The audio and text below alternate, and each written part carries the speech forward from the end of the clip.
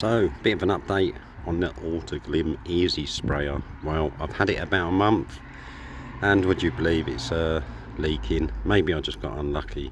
It's actually leaking, oddly enough, from the bottom of the handle. I'll show you. Sorry, it's a bit bright out here today.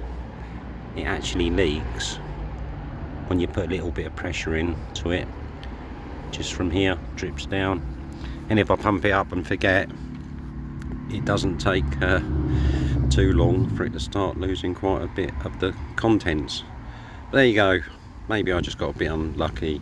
What I'll be doing is I'm glad I kept the box, so I can package this back up and send it back to see if I can get a replacement, as I've bought in the past sprayers that are a lot cheaper than this. I mean, this was like $24.95 or something like that. I bought some sprayers half the cost, and they've lasted about a year and a half. So I was kind of expecting this one to, and that wasn't an Autoglym brand, I was kind of expecting this one to last, well, longer than a month, put it that way. So there we go.